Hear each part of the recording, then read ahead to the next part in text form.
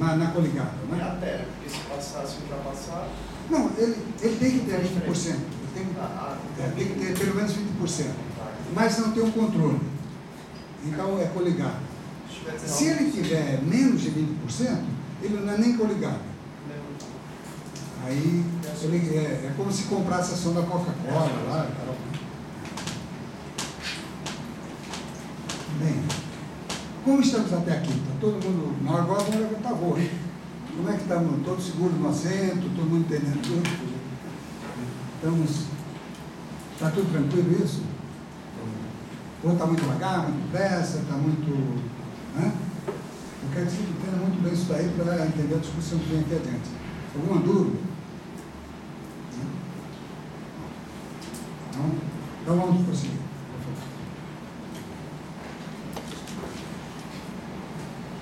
O investimento no exterior, como eu já comecei a mencionar, é importante pelas razões de que a empresa se torna mais flexível. Você pode desenvolver fontes de suprimento para você mesmo. Você pode abrir uma subsidiária no sul da Ásia para servir os países do sul da Ásia. Você pode fazer muitas coisas diferentes se você puder ter subsidiárias. Permite sinergias. Ou seja, você estando no mercado, por exemplo, uma Embraer quer vender aviões na China. A China não vai comprar aviões na China, aviões brasileiros feitos em São José dos Campos. Você tem que abrir a subsidiária lá, Embraer, China, não sei o quê, e lá você pode fazer o avião e vender para a China. Então, isso é importante na expansão da empresa brasileira. Ela cria essas sinergias e aumenta a competitividade. A empresa moderna tem uma dimensão internacional. Ela não está mais limitada pelas nossas fronteiras. E a situação atual da empresa brasileira é de que ela é multinacional. Toda empresa brasileira de porte tem suas projeções externas. Imagine você tentar limitar a empresa somente ao território nacional. Seria uma coisa desastrosa. Você ia fragmentar, ia tirar a escala da empresa, ia dificultar muito o desenvolvimento dela. Esse jogo não é de soma zero, mas é um jogo de ganha e ganha. Quando você abre uma empresa no Uruguai, você cria emprego no Uruguai, mas você também cria emprego no Brasil. Estudos feitos nos Estados Unidos e em outros países indicam que as empresas que investem no exterior são aquelas que mais criam empregos dentro do país. Porque são empresas que têm mais garra, que estão investindo mais.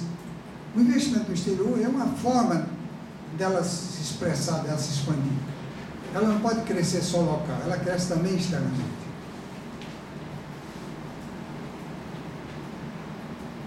A atividade de pesquisa e desenvolvimento de produtos e processos é muito centralizada. Se você desenvolve métodos novos no país, você quer usá-los no exterior, isso aumenta a sua capacidade. E tudo o que o país não quer é que as suas grandes empresas vão abrir centros de pesquisa e desenvolvimento em outros países. Você quer que ele fique aqui mesmo fazendo a pesquisa, criando novos processos, registrando patentes e lançando novos produtos. Uma empresa aqui de Barueri,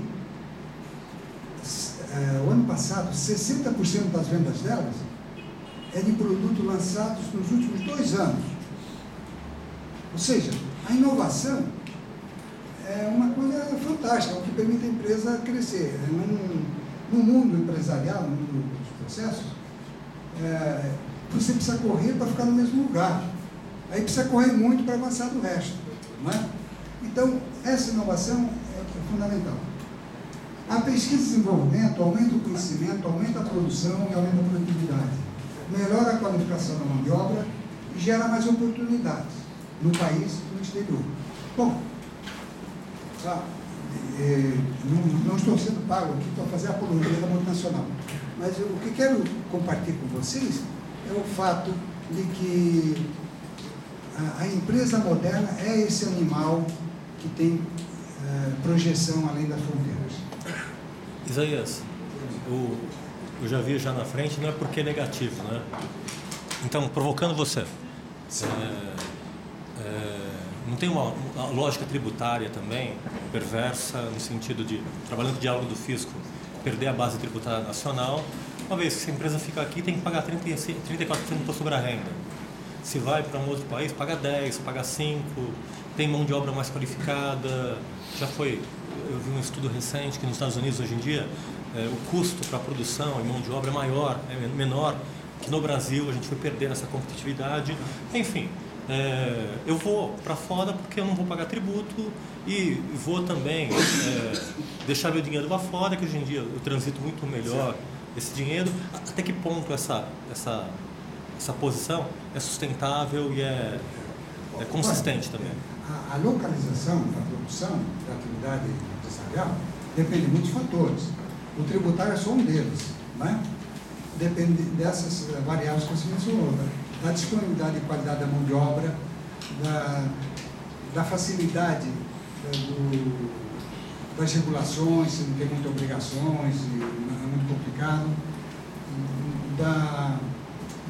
da estabilidade jurídica, se o governo não fica mudando as regras durante o dia, não sei o quê. Depende de um monte de outras coisas. Agora, para você criar um ambiente de investimento, você tem que ir atacando essas diversas fontes. Na medida do possível, você tem que fazer. É claro que você não vai destruir a sua base tributária e cobrar 5% de RPJ, ou zero. Você não é paraíso fiscal, não é? Mas tem muitas coisas que se pode fazer nessa direção. E tem coisas que não pode fazer. Recentemente saiu um suplemento moroso sobre a indústria química e mostra que o setor, algumas das empresas, estão abrindo dependência do exterior. Plantas, fazendo uma fábrica, fazer aquilo faz no exterior. Por uma série de razões. Algumas daria para você contornar, dizer, não, faz a fábrica aqui e tal, mas não é. É por problema de logística, porque o mercado está mais perto de lá, dá para entregar mais rápido. É por problema de você ter menos complicação de obter licença de exportação ou de importação, ou disso ou daquilo, não é? É onde você tem mais flexibilidade. O empresário não é aquele cara que fica desesperado de noite pensando como pagar menos imposto, vai tomar todas as suas decisões em torno disso. Pesa, mas é um dos elementos. Quando você tem imposto mais elevado, você também tem que ter ambiente melhor, né? Serviço de melhor qualidade, mercado, né? Logística, tudo isso. Então, agora, dito isso, e aqui eu quero aproveitar a sua pergunta para mencionar algo que não sei se coloquei adiante ou não, mas certamente pensei, é que a internacionalização das operações empresariais cria um desafio fantástico, enorme para o fisco. O fisco era rei, soberano total na sua jurisdição. Fazia o que bem entendia ali, entendeu? O síndico podia até não vir, não gostar e ir embora. Mas hoje, nem isso. A atividade permeia. Hoje não dá nem para saber o que é atividade nacional, o que é estrangeira. E o fisco tem um constrangimento enorme. É mais uma razão pela qual a atitude fiscal e tributária tem que ser uma de diferenciada hoje em dia. Ela tem que trabalhar com modelo de risco, tem que envolver o contribuinte em cadeias de persuasão, e tem que fazer partnership, como é que é? Fazer parcerias com o setor privado. Então, é um outro mundo, não existe mais aquele fisco que pode tudo aqui, né? Porque nós estamos falando de grandes, importantes decisões, grandes investimentos, de grandes fluxos. E não estamos falando de ilegalidade, nós estamos falando dentro das normas. Nada impede a empresa química de fazer a fábrica dela no Peru. Não é? É uma opção dela. Você não vai dizer, não, de jeito nenhum não vai fazer no Peru. Não tem jeito de você fazer isso. Então você tem que criar um ambiente tal que não é por razões tributárias que é melhor ela para ir para o Peru do que aqui. Porque você não controla as outras variáveis. Né? Isaías, fazendo outra pergunta interdisciplinar, na verdade, de alguém de direito perguntando para alguém que vê economia e vê outras realidades. O que nós vemos na prática é que grande parte das empresas... Vocês estão ouvindo aí atrás? Grande parte das empresas... Pegar um pouquinho, Não, acho que você que manda aí. Dá para ouvir? Grande parte das empresas multinacionais que investem no exterior, eles ouvem, né? E ouvem no exterior, eles estão e são autuadas. São autuadas porque estão pagando menos tributo. Se estivesse pagando mais tributo para o Estado, não haveria nenhuma reclamação.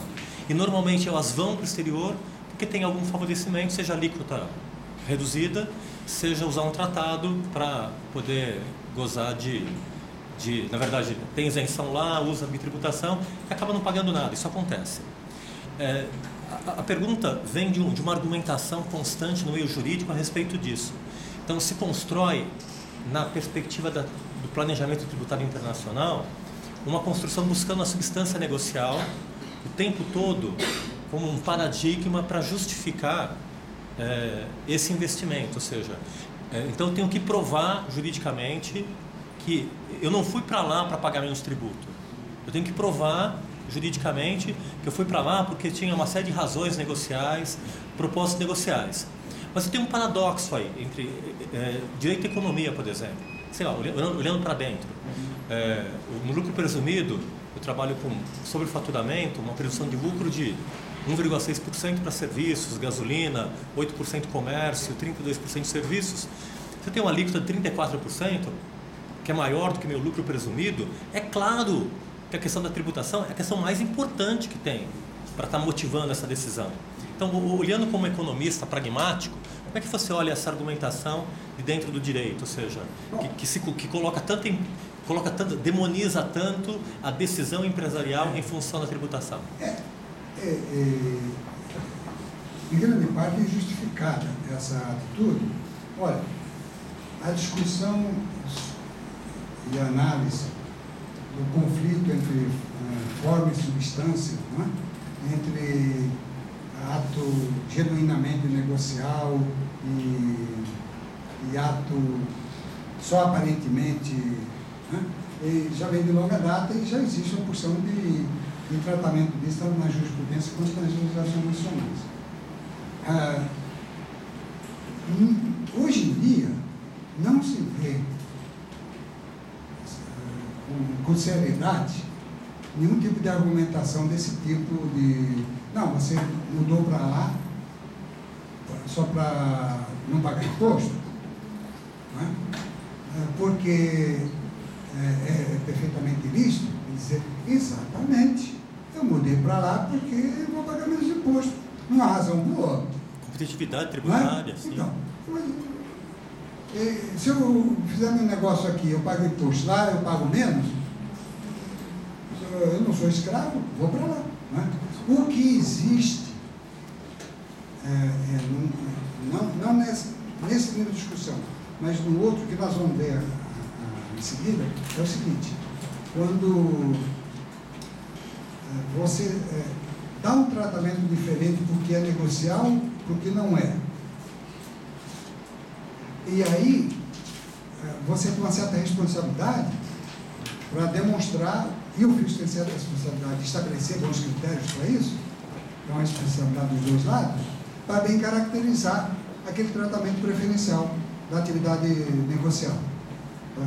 Mas eu vou comentar mais sobre isso na sequência, que é um dos temas nossos.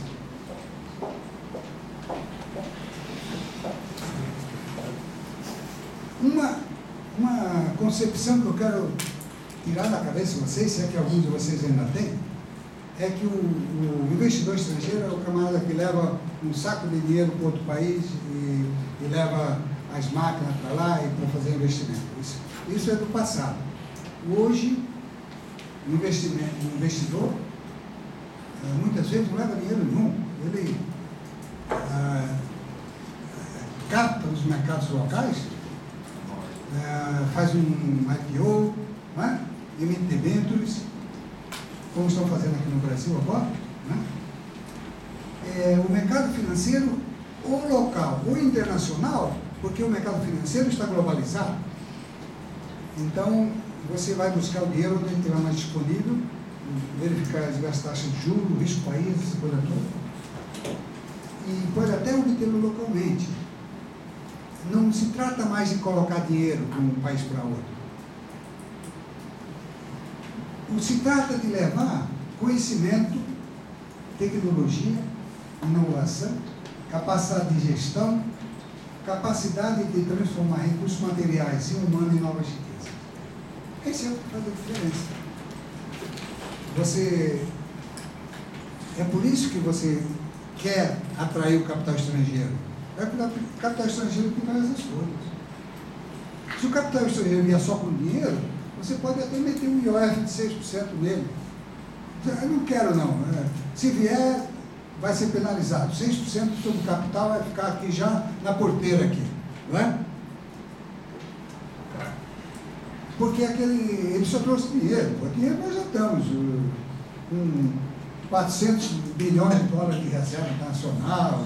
Não é? Dinheiro não é o problema. O mundo está se afundando em liquidez, os bancos não têm para onde emprestar. Não é? O que falta é isso daqui. E a sociedade moderna é uma sociedade do conhecimento, da tecnologia e da inovação. E da capacidade de gestão. O fator raro, se você perguntar a uma empresa que está se instalando por aqui, o que está pegando mais, o que é difícil, possivelmente ela vai dizer, é achar gestores competentes, desde o nível de diretor até o nível de capataz no chão de fábrica. Esse aqui é onde pega. É muito difícil associar esses talentos. E quando a empresa é competitiva no exterior, ela fica mais competitiva no país também. Por isso que é importante ela ir lá. Por quê? Porque chega lá, você está no time dos adversários, está jogando com os leões de diversos países. E se você consegue sobreviver a eles, como é que você não vai sobreviver no seu país? Você vai ser muito melhor. Você vai trazer esse conhecimento, essas novas coisas, e aplicar aqui. Faz você muito mais eficiente. Esse argumento é sensacional. Né? E funciona. É por isso que até no Brasil colonial, no começo, já no colonial também, mas sobretudo no começo da nossa existência como país independente, os pais que podiam mandavam o filho para a Europa, passar uns 2 anos lá em Paris, para aprender alguma coisa diferente lá, porque ele voltava tendo alguma ideia das coisas para poder gerir a fazenda de café ou a fabriqueta dele no Rio de Janeiro, alguma coisa assim. Então, essa exposição ao novo é muito importante para a empresa. Bem, essa é o que move a empresa. Eu digo isso porque eu quero que isso seja colocado no contexto do tema que nós estamos tratando, que é a tributação dos lucros. Mais um. Posso fazer uma perguntinha? Se eu tiver uma pergunta, você me avisa aí. Isaías, só uma construção, na verdade, que você fez a partir daí, uma grande argumentação em defesa das multinacionais é que elas, para serem competitivas, elas têm que buscar igualdade na tributação local, ali onde ela está trabalhando por igualdade, e que cria desigualdade eu estar trabalhando lá com uma alíquota e ainda uma alíquota por equivalência patrimonial aqui no Brasil, por exemplo. Agora, é muito interessante o argumento, porque, na verdade, ele reconstrói outra perspectiva. Ou seja, ser competitivo não é só ter a mesma alíquota lá. Porque se eu não vou para lá para trabalhar em igualdade de condições, conquistar mercado e aprender com eles, eu vou perder competitividade funcional e vou acabar perdendo espaço nacional, porque no mundo globalizado eu vou ser engolido por eles, ou seja, ou eu saio para competir com eles, ou eu perco espaço. Você, hoje em dia, não pode ser confeitaria Colombo, não é? Você tem... Está falindo já. Você tem que estar criando coisas novas, tem que estar gerindo, né? Veja, a Febo se fazia sabonete, né? Mas eu estive nos Estados Unidos há pouco tempo, encontrei numa grande loja lá um setor promovendo os produtos da Febo lá, coisa interessantíssima. Já produto mais sofisticado, cosmético, não sei o quê. Então, a empresa que se redescobriu, ela, para poder continuar existindo no Brasil, ela tem que se afirmar até lá fora. Porque se ela sobreviver lá, aqui ela consegue passar bem de saúde, né? Então, eu queria só dar um exemplo interessante para vocês, que a empresa não precisa levar dinheiro nenhum quando vai para o país.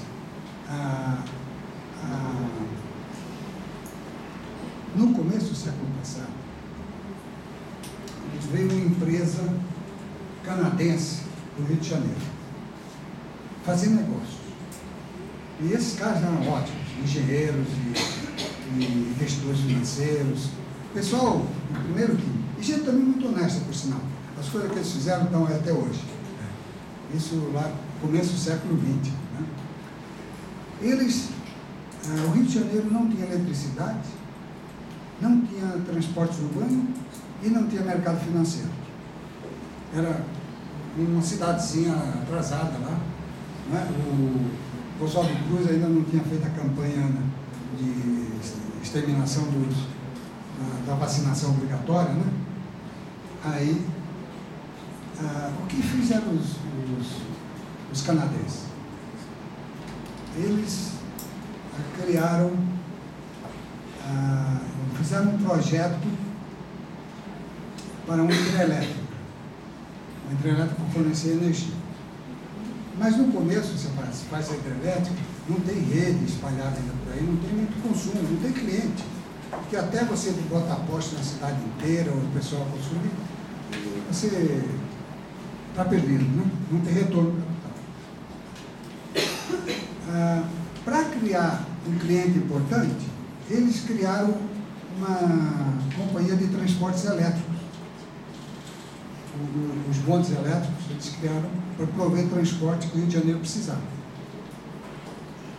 E para financiar tudo isso, eles lançaram títulos no mercado para poder acolher a poupança do pessoal que tem dinheiro e não tem onde aplicar.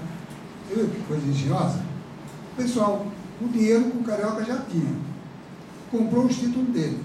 Os títulos dele faz a hidrelétrica e faz o serviço de bonde. Resolve, o pessoal passa a ter eletricidade, passa a ter transporte urbano e passa a ter rendimento financeiro, passa a ter um mercado embrionário financeiro.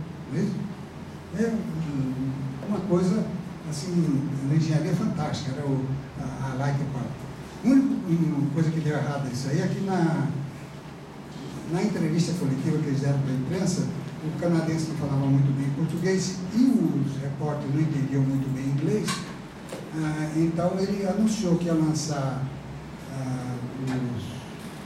o serviço de transporte coletivo, o tramway, e iam lançar os títulos, os debêntures, que eram os bondes, e o cara botou que os bondes iam começar a circular pelas ruas do Rio de Janeiro no ano seguinte, né? E até hoje, aqui no Brasil, o carro elétrico chama-se bonde, que bonde é debênture, né? É um título financeiro. Entendeu? Tanto que em Portugal não existe a palavra bonde, é coisa bem brasileira. Nós está brincando. Que bonde tem relação? Tem relação? Não, porque ele estava anunciando duas coisas. Que ia ter o transporte coletivo, elétrico, que era o tramway, e ia lançar também os títulos negociáveis, que eram os bondes. O repórter deu uma barrigada e trocou, anunciou que os bondes iam começar a circular no Rio de Janeiro Chegou de bonde. E o resto é história. Bonde é bonde, né? Em Portugal é elétrico, no Uruguai é tranvia e vai por aí afora. Né? Mas esse foi o único incidente da operação financeira. O resto foi uma operação muito bem. Depois eles fizeram a mesma coisa em São Paulo, a Light Power de São Paulo, né? E deixou uma base de infraestrutura fantástica no Brasil. E já mostra que já há muito tempo a grande vantagem da inversão é a engenharia mental, né? É o engenheiro que sabe fazer aquelas coisas, né? O conhecimento, o sujeito que é capaz de fazer um projeto financeiro, saber quanto aquilo vai ficar, como é que vai arranjar as máquinas, importar, e ter uma planilha, isso antes do Excel, né? do Lotus, né? Do Lotus 123, para como isso ia distribuir no tempo, lançar os títulos e botar toda essa coisa em funcionamento. É lindíssimo, a gente vê isso acontecer. Né? Bem, por favor.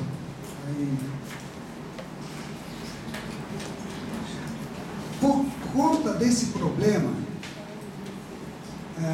existe uma espécie de razão, uma espécie de lógica numa tributação diferenciada. Não exatamente qual tributação, mas que você não pode tributar da mesma maneira esse tipo de rendimento. Uma é porque a tributação plena em base mundial pode colocar as empresas multinacionais do país em situação pouco competitiva nos mercados externos. E se você conversa com as multinacionais que estão presentes, eles vão lhe dizer, olha, eu vou para Angola, chego lá, o cara que é meu concorrente lá não paga imposto como eu pago, ele não tem os 34% nas costas. E como é que eu consigo lidar com ele? Eu não posso diminuir a minha margem para absorver isso. A esse ponto fica inviável o meu projeto. Né? É do interesse nacional atrair holding, centro de administração e centros de pesquisa e desenvolvimento, como eu já mencionei. E, finalmente, a equivalência patrimonial captura, faltou um bullet aqui, a equivalência patrimonial captura a volatilidade das taxas de câmbio. Você tem que pegar esse rendimento obtido no exterior, incorporá-lo no seu balanço, mas lá foi obtido em francos franceses, no balanço lá da subsidiária na França. Você tem que botar em reais. Você tem que multiplicar pela taxa de câmbio. Então, entre o dia que você converte, até o dia que você paga, ou até o dia que você vai receber o rendimento, a taxa de câmbio foi para lá, foi para cá, o dólar subiu, desceu, pode ser que você esteja pagando imposto sobre rendimentos que não existem, ou não existe tanto quanto você calculou. É um elemento adicional de perturbação para justificar por que o rendimento no estrangeiro não é igual ao rendimento no Brasil.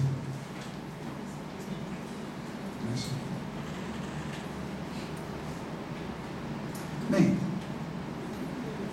isso nos traz essas preocupações, é claro, que não são somente sentidas no Brasil, e essas são reflexões que circulam no mundo inteiro. Para dar resposta a essas dificuldades, a esse problema de competitividade, se criaram regimes de tributação especial para as empresas controladas ou coligadas no exterior.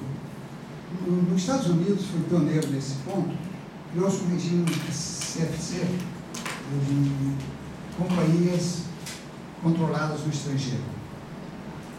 Como o futuro fala depois, CFC. Daqui para diante eu vou falar CFC, vocês já sabem o que é isso. É uma companhia que opera fora dos Estados Unidos, que é controlada por uma companhia americana.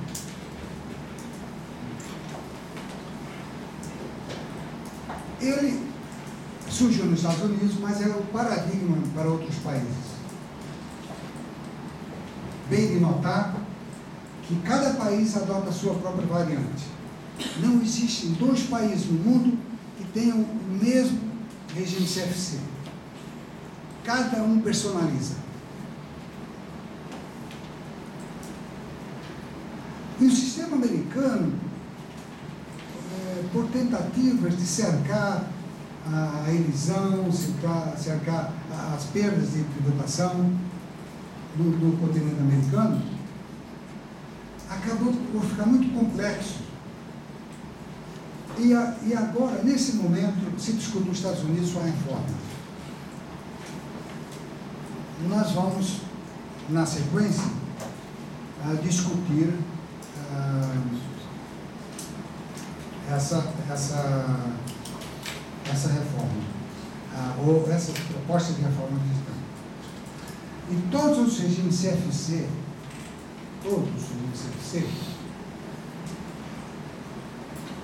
pressupõem que é do interesse nacional ter investimento privado no exterior. Isso estão todos os países de acordo, pelo menos todos os países que têm um regime CFC. Há países que não precisam desse regime, porque eles adotam territorialidade. Né? Mas se não adotar a territorialidade, normalmente o país tem um regime CFC. Há, portanto, uma diferenciação no tratamento dos lucros das empresas, de acordo com se eles são obtidos no país ou se são obtidos no exterior. Somente um país trata os dois igualmente. Qual é esse país? O Brasil. Nós ignoramos onde é que o lucro foi obtido, vai tudo para a declaração da pessoa jurídica, que é esse tributo. Na verdade, esse tributo não é lei. Muitas empresas estão deixando de pagar. Esse é um tema que está sendo discutido no Supremo Tribunal.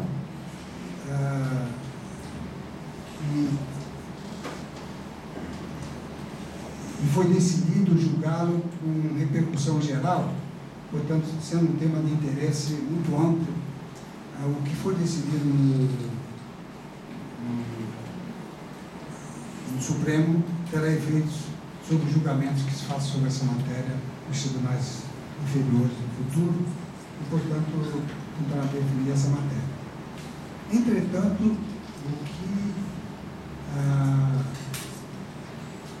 que eu mencionei até aqui, por que nós queremos tributar diferentemente? Que tipo de argumento eu utilizei aqui?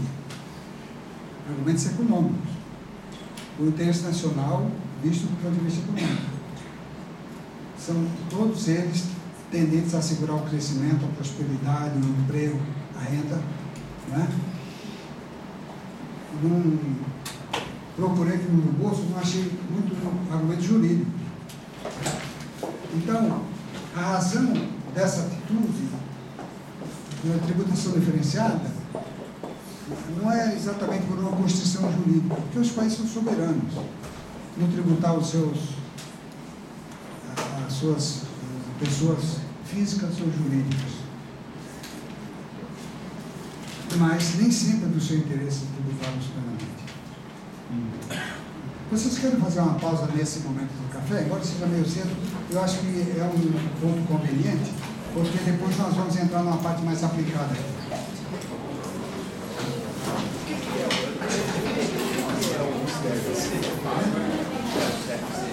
É o regime tributário dessas empresas.